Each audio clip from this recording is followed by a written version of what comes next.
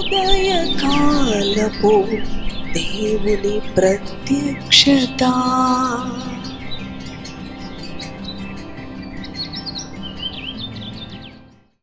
Praise the Lord. Hallelujah. ప్రభునందు ప్రియ దేవుని బిడ్డలారా, ప్రభు యొక్క అత్యంత కృపను బట్టి మరి యొక్క ఉదయకాల దేవుని ప్రత్యక్షపు వాక్కులోనికి వచ్చి ఉన్నాం. ఆయన ప్రత్యక్షపు వాక్కు మన జీవితాలకు నెమ్మదిని కలుగు చేస్తున్నది. మన భయము నుంచి, మన నిరాశ నుంచి, మన నిస్పృహ నుంచి మనకు విడుదలను కలుగచేస్తూ ఉన్నది. కనుక ప్రతిదినము ఆయన మనతో మాట్లాడుతూ ఉండగా తన ప్రత్యక్షపు వాక్కు ద్వారా శ్రద్ధ కలిగి ఆయన మాటలను ధ్యానిద్దాం రండి. పరిశుద్ధ గ్రంథములో న్యాయాధిపతులు 11వ అధ్యాయము 2వ వచనమును ధ్యానం చేసుకుందాం. గిలాదు భార్య అతనికి కుమారులను కనగా వారు పెద్దవారై యోఫ్తాతో, నీవు అన్య స్త్రీకి పుట్టిన వాడవు గనుక మన తండ్రి ఇంట నీకు స్వాస్యము లేదనిరి. హల్లెలూయా. దేవునికి స్తోత్రం. ప్రియ దేవుని బిడ్డలారా, యోఫ్తా విషయంలో మరి తన సహోదరులు మరి తన అన్నలు నీకు మన తండ్రి ఇంట స్వాస్యము లేదనిరి అంటే యోఫ్తా అన్య స్త్రీకి పుట్టినవాడు అని మరి తెలియచేస్తా ఉంది దేవుని యొక్క వాక్యము. తండ్రి ఒకరైనప్పటికీ కూడా మరి ఆ యొక్క అన్నలు చెప్తూ ఉన్నారు కదా, నీవు ఒక అన్య స్త్రీకి పుట్టిన వాడవు అని చెప్తూ ఉన్నారు. కానీ చూడండి, యోఫ్తా మరి ఆ యొక్క అన్నల దగ్గర నుంచి పారిపోయిన వాడుగా ఉంటాడు. కొంతమంది జీవితాలలో కూడా అన్యాయానికి కదండి, ఆవేదనకు, నిందకు, అవమానానికి గురి అయిన జీవితాలు ఉంటూ ఉంటాయి. ఉదయకాలం మనము కూడా అలాంటి పరిస్థితిలో ఉన్నవేళ ప్రభు యోఫ్తాని ఏ విధంగా ఆశీర్వదించాడో, యోఫ్తాని ఏ విధంగా మరి విజయవంతముగా నిలబెట్టాడో మన జీవితాలను కూడా ఆయన ఆశీర్వదించే దేవుడు. యోఫ్తా పారిపోయి మరి ఒక అల్లరి జనమును, అవును వారందరికీ కూడా ఒక నాయకుడిగా ఉంటూ వారిని క్రమపరుస్తూ వారిని సరిచేస్తూ ఉన్న ఆ క్రమములో మరలా అదే అన్నయ్యలు వెళ్ళి యోఫ్తాను బ్రతిమలాడతారు. పలానా శత్రువుల విషయంలో నువ్వు మాకు తోడ్పడు, మాకు సహాయం చేయి, వారితో యుద్ధము చేయటానికి. అవును ప్రియ దేవుని బిడలారా, ఏ అన్నలైతే స్వాస్యము లేదని పంపించి వేశారో మరలా వారు వెతుక్కుంటూ యోఫ్తాను వచ్చే విధంగా యోఫ్తా పక్షాన ఎవరు ఉన్నారు అనంటే యేసయ్య ఉన్నాడు, యెహోవా దేవుడు ఉన్నాడు.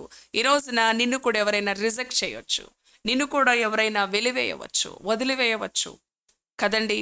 కానీ ప్రభు వారి పక్షాన ఉంటాడు అని యోఫ్తా జీవితం మనకి తేటగా తెలియపడుతున్నది పరిశుద్ధ గ్రంథము ద్వారా. ఈ అధ్యాయం అంతా కూడా మనకు చదివితే ప్రియ దేవుని బిడలారా, యోఫ్తా తన కుమార్తె విషయంలో ఎంత క్రమబద్ధమైన విధానములో దైవీకమైన విలువలతో యోఫ్తా తన కుమార్తెను పెంచుకున్నాడో మనకి తెలుస్తూ ఉన్నది. ప్రియ దేవుని బిడ్డ, యోఫ్తా ఒక గొప్ప న్యాయాధిపతిగా ఇశ్రాయేలు ప్రజలను పరిపాలించిన మరి ఒక భక్తుడుగా మనకి కనిపిస్తూ ఉన్నాడు. ప్రియ దేవుని బిడ్డలారా, అన్నలైతే వదిలివేశారు, అన్నలైతే పొమ్మన్నారు, అన్నలైతే పంపించి వేశారు, నీకు మన తండ్రి ఇంట స్వాస్యము లేదు, ఇక్కడ నుంచి వెళ్ళిపో అని వేరు చేశారు రక్త సంబంధులు కదండి. ఈ ఉదయకాలం నీ పరిస్థితి ఏదైనప్పటికీ కూడా ఆయన నిన్ను ఆశీర్వదించే దేవుడు. ఆయన నీతో ఉన్నప్పుడు నువ్వు సమస్తాన్ని పొందుకోగలవు. ఆయన నీ తోడు ఉన్నప్పుడు నీవు సమస్త సమస్యల నుంచి జయాన్ని పొందగలవు. ప్రియ సహోదరి సహోదరుడా, అది ఏ సమస్య అయినప్పటికీ కూడా ఆనాడు యోఫ్తాను హెచ్చించిన దేవుడు. యోఫ్తా ఒక అన్య స్త్రీకి పుట్టిన వ్యక్తి అయినప్పటికీ తన కుమార్తెను ఎంతో పరిశుద్ధత కలిగిన అనుభవంలో పెంచుకున్నాడు, దైవికమైన క్రమంలో పెంచుకున్నాడు, దేవుని ఘనపరిచినది. యోఫ్తా చేసిన మొక్కుబడి మనందరికీ తెలుసు. తండ్రిని ఏ మాత్రము కూడా ధిక్కరించకుండా, తండ్రి మాట జవదాటకుండా, తండ్రికి విధేయత మరి చూపించిన ఒక గొప్ప కుమార్తెగా, ఒక శ్రేష్టమైన కుమార్తెగా, దేవునికి మహిమను ఆరోపించిన కుమార్తెగా యోఫ్తా తన కుమార్తెను పెంచుకున్నాడు.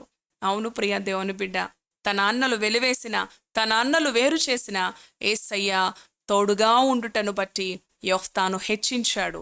ఈ ఉదయకాలము నీ పరిస్థితి కూడా వదిలివేయబడిన పరిస్థితి, నిందకు అవమానానికి నలిగిన పరిస్థితిలో ఉన్నావా? ఆయన నిన్ను హెచ్చించే దేవుడు. ఆనాడు యోఫ్తాను దీవించిన దేవుడు, ఆనాడు యోఫ్తాను గనపరిచిన దేవుడు. ఎవరైతే నిన్ను వదిలివేశారో, ఎవరైతే నిన్ను నిందించారో వారే నిన్ను వెతుక్కుంటూ వచ్చి నీ సహాయాన్ని కోరే విధంగా నీ ప్రభు నిన్ను హెచ్చించునై ఉన్నాడు. కనుక ఏ పరిస్థితులను బట్టి చింతించక, భయపడక, దిగులు పడక అవును, దేవుని శక్తిని పొందుకో, దేవుని మాటల వలన దేవుని జీవాన్ని పొందుకో. నీ జీవితాన్ని సంతోషమయము, నెమ్మదికరముగా, సమాధానకరంగా నీవు నీ కుటుంబం వర్ధిల్లాలని ఉదయకాలం ప్రభు కోరుకుంటూ ఉన్నాడు. తలలు వంచండి, ప్రార్థన చేసుకుందాం. పరిశుద్ధుడా, కృపగలిగిన తండ్రి, జీవము కలిగిన యేసయ్యా నీకు వందనాలు. అవును ప్రభువా, యోఫ్తాన్ని తన అన్నలు స్వాస్యము లేదని వదిలివేసినప్పటికీ నీవు విడిచిపెట్టని దేవుడవు, నీవు విడువని దేవుడవు ప్రభువా. నీకు స్తోత్రాలు, కృతజ్ఞతలు నాయనా.